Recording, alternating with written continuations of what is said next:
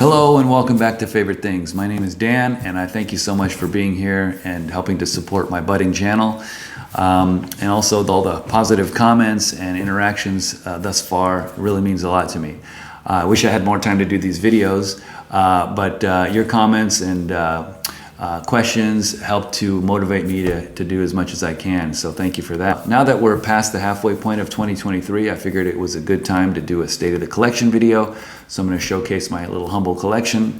And while you're watching the video, if you can please comment on anything you'd like to see more content on, such as in-depth review of a given watch, or maybe a head-to-head video comparison between two watches, please let me know in the comments, and again, I'll direct my energies in that vein. Let's get on with it. Thank you so much. Let's take a look. This is a case that I've had for over 20 years. It's made by a company called Carolina Custom Case Company. Unfortunately, they're no longer making cases, so they are defunct. But this is a very well-made, sturdy case right here in the USA, so definitely nice. All right, so I'm going to start with the top here.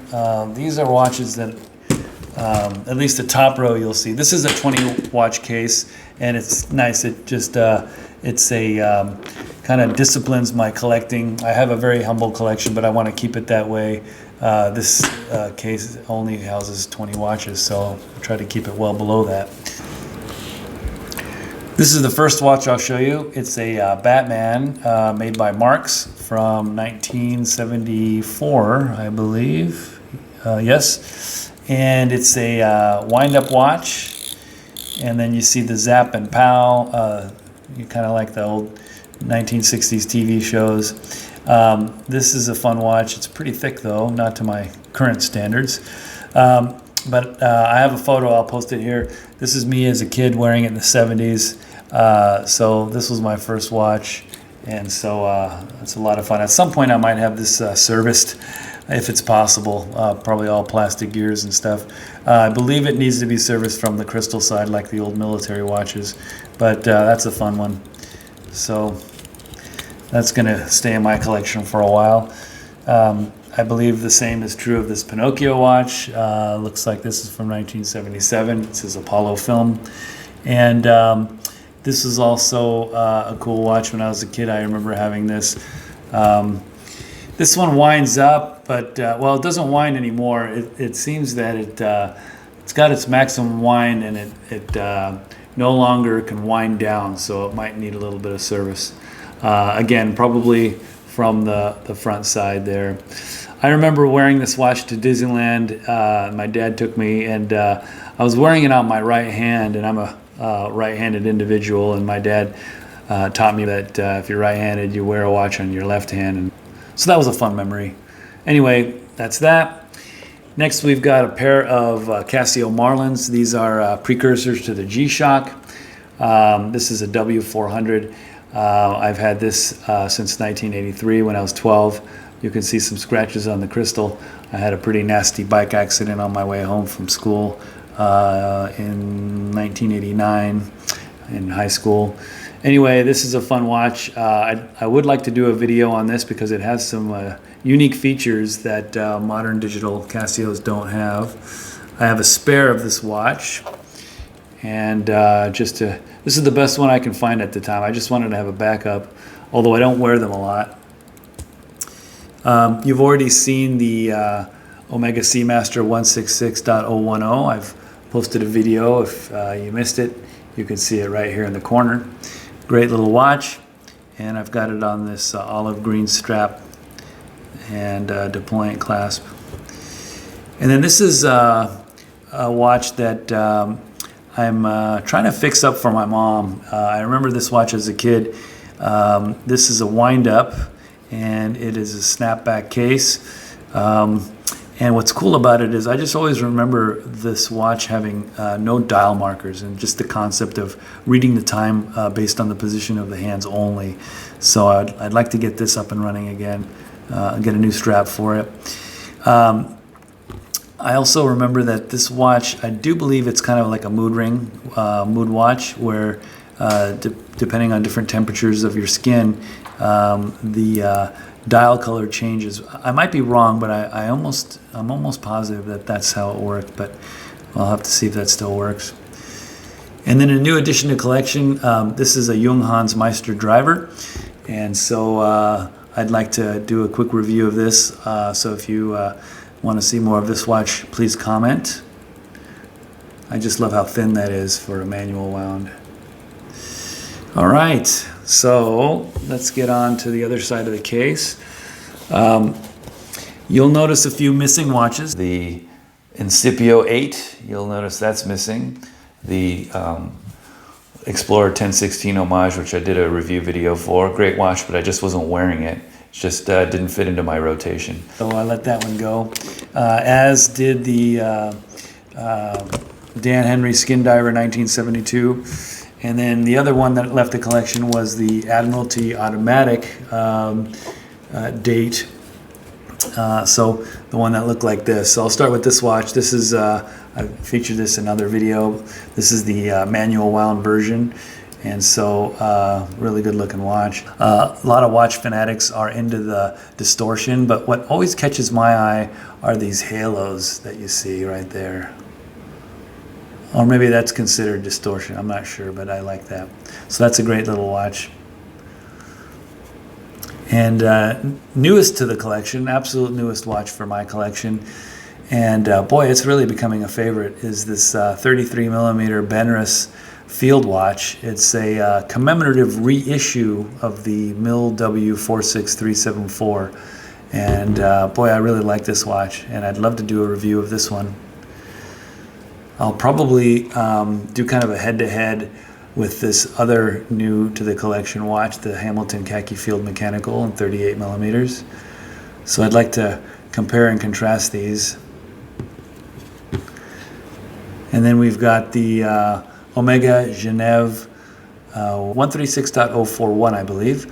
And I wore this recently and really fell in love with it. Here's a tip. Wear a watch for 4 days to a week, and by the end you're either gonna be really loving that watch and thinking, man, this could be my only watch, or you're gonna be wanting to wear something else, and that should be a deciding factor as to whether you should keep this watch or let it go and put it on somebody else's wrist. So anyway, I really enjoyed having this watch. Putting it on this original style bracelet really transformed the wearing experience. It really, I found this to be very comfortable, a really good size, and the thinness of this manual wound movement is just terrific. Very comfortable all around. And with those Admiralty style ghost hands, it's very legible. I like that. And then we've got the trusty Explorer 114270. I don't find this to be a strap monster, as many people say, because I just love it on the bracelet. We've got the Omega Ranchero. I put this on a Portuguese cork strap, and I just love how the color of the unstained cork perfectly matches the markers, the old radium loom markers. I got that from Etsy. So they are really good at making custom stuff. And then this is also new to the channel. This is the Laurier Falcon 3. I'd love to do a review of this. So I can talk about the pros and cons. Lots of pros. A couple cons. I'll talk about that. If you comment, and please request that. And back on a leather strap made by Boulong & Sons. This is the Aquaterra version of the Railmaster in 36 millimeters. Previously featured on my channel a couple times. Yeah, I feel like straps really help to highlight the case shape. And new to the channel, this is the Serica 4512 Commando. I also picked this up from a fellow YouTuber. Thank you so much, really enjoying this. I would also like to do a individual review of this on a separate video. So if you're interested, please comment. You've seen the Railmaster Trilogy a few times. I've got it on a Wrist Icons strap, and I used to have it on an aftermarket deployant strap, but now I put it on this vintage Omega buckle.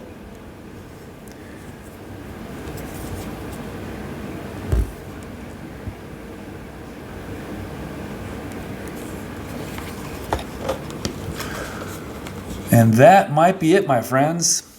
And what's next for the collection? Well, what's going to leave and what's going to enter?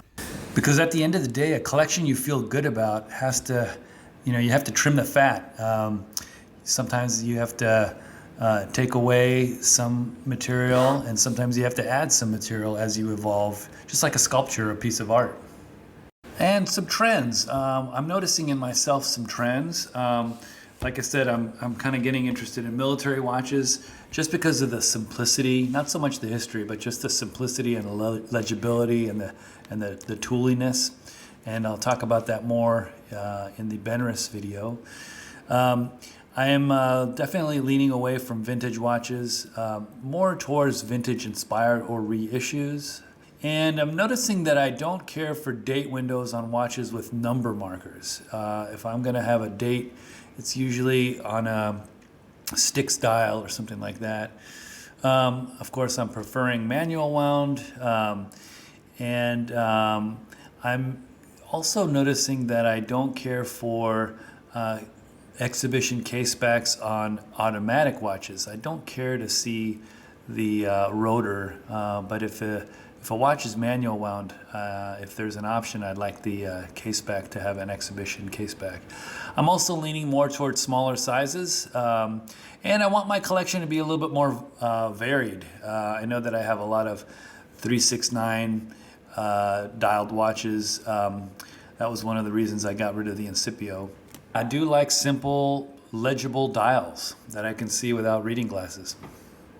My goal is to, over the next several years, to slowly whittle down the collection. So I'm always thinking, okay, what's your retirement watch? What's going to be the one watch?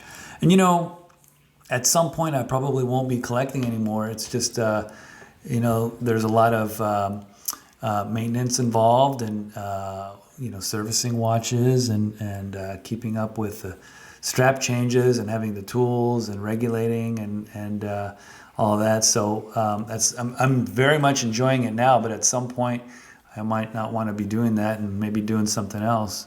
Hobbies have come and gone, so who knows? But I'm kind of researching some more military watches. I'm kind of getting into military watches. Fliegers, I'm kind of leaning toward either maybe a Stova or possibly a Laco, and maybe a Dirty Dozen watch, maybe a Vertex, maybe a Timor. And then I'm also thinking about maybe a Junghans Max Bill. I want to try the 34 millimeter manual wound versus the 38 millimeter automatic. But I'm having a great time, and thank you so much for interacting. And before I go, I thought I would give you a list of possible topics that I can cover, just some ideas. If there's anything outside of this that you want me to cover, please comment.